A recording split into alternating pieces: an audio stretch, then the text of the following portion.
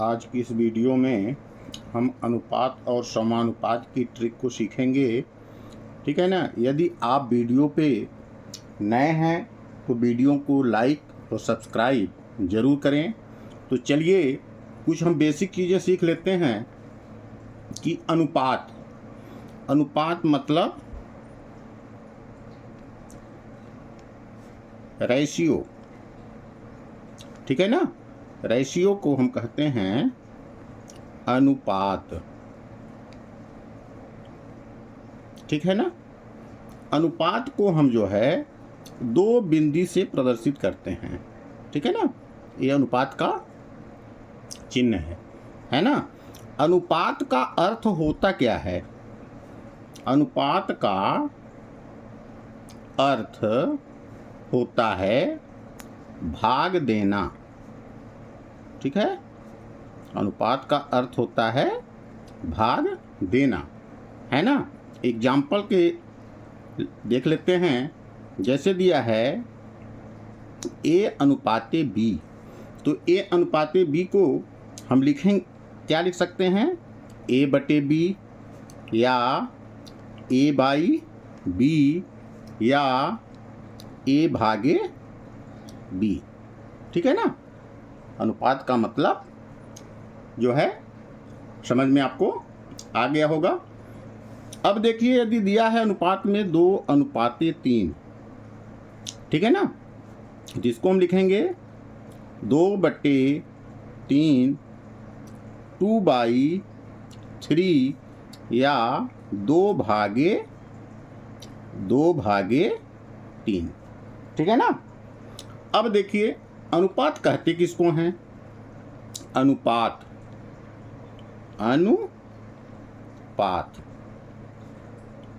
किसको कहते हैं? दो सजातीय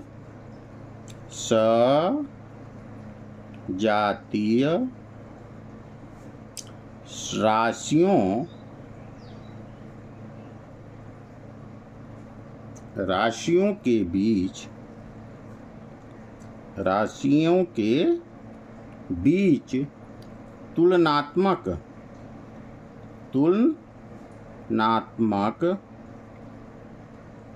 ठीक है ना, संबंध को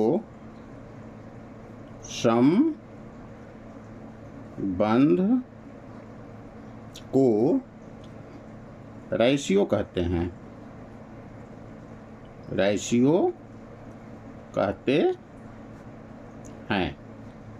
ठीक है। जैसे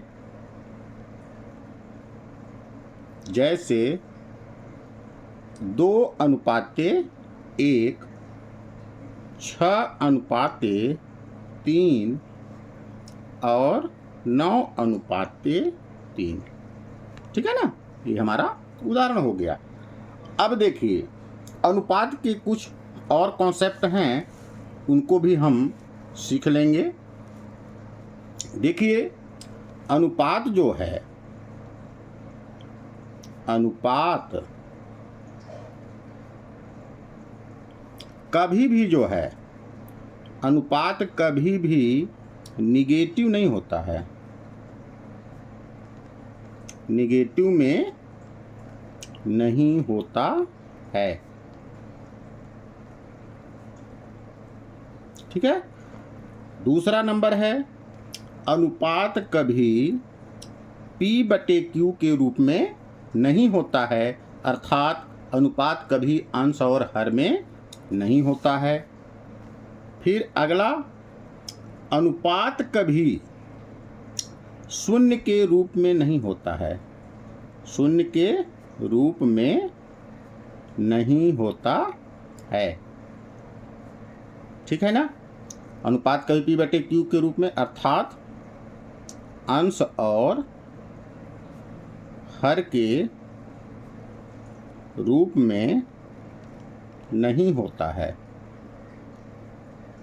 ठीक है। और अनुपात कभी दशमलव के रूप में नहीं होता। अनुपात कभी दशमलव के रूप में नहीं होता है। ठीक है, अब देखिए आगे हम देखेंगे समानुपात। क्या देखेंगे? समानुपात। ठीक है, समानुपात को अंग्रेजी में कहते हैं प्रपोर्शन। अब समानुपात को हम 4 बिंदुओं से प्रदर्शित करते हैं। ठीक है ना, ये 4 बिंदुओं से। इसका अर्थ क्या होता है? समानुपात का अर्थ होता है बराबर। क्या होता है? बराबर। ठीक है, जैसे एग्जाम्पल के लिए यहाँ पे हम लेते हैं A अनुपाते B समानुपाते C अनुपाते D। तो इसको हम कैसे लिखेंगे? ध्यान देंगे, अनुपात का मतलब बटा और समानुपात का मतलब बराबर। यहाँ हमने आपको बताया है, तो यहाँ लिखेंगे C/D। ठीक है ना। अब जो है समानुपात कहते किसको हैं, इसको भी ध्यान में रखना है। समानुपात, समानुपात। ठीक है, जब 2 अनुपात, इन चीजों को आपको याद रखना है, जब 2 अनुपात आपस में बराबर हों,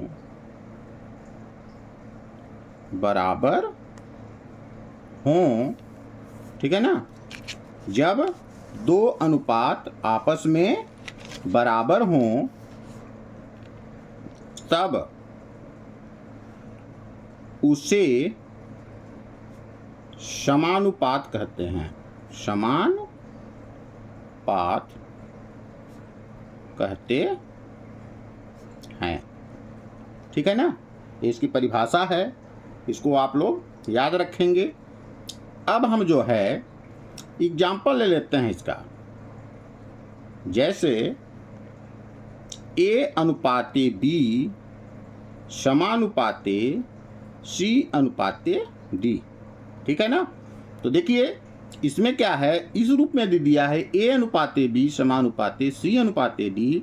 तो हम बाहर का बाहर से गुणा करते हैं और अंदर से अंदर का गुणा करते हैं।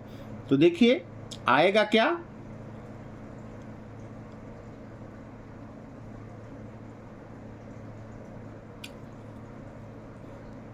आएगा A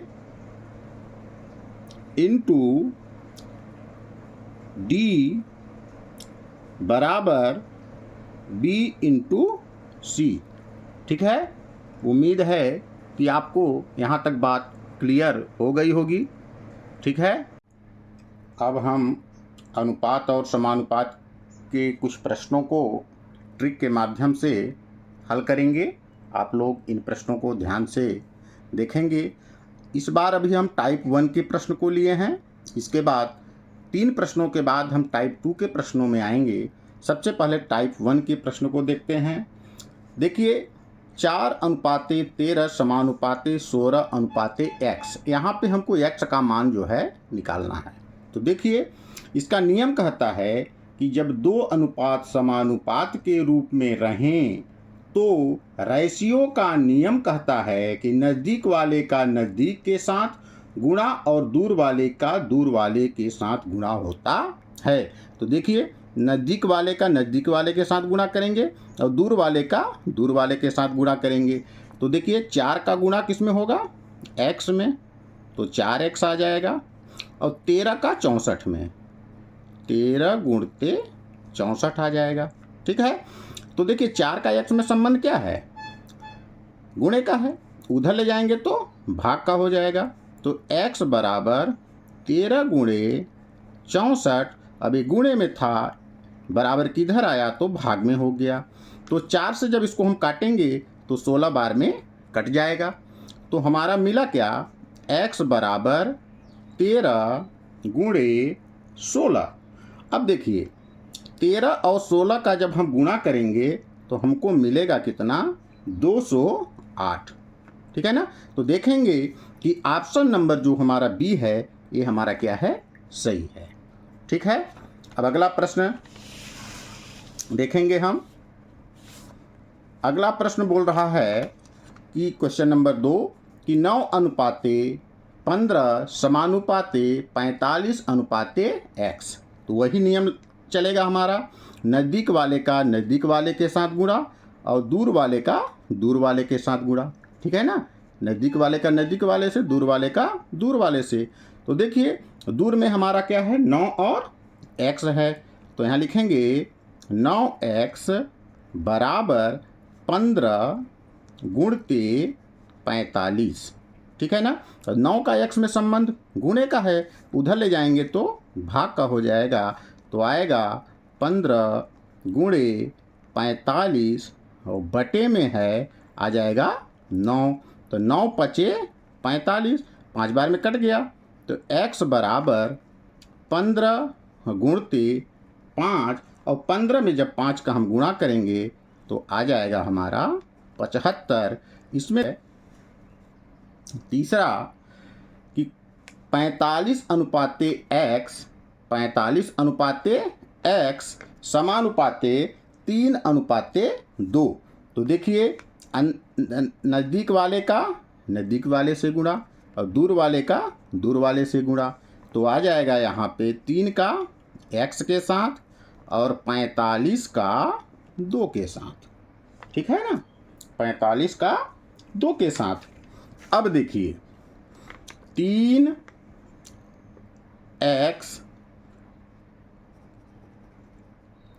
3 का x में संबंध क्या है, गुणे का, उधर ले जाएंगे तो भाग का हो जाएगा।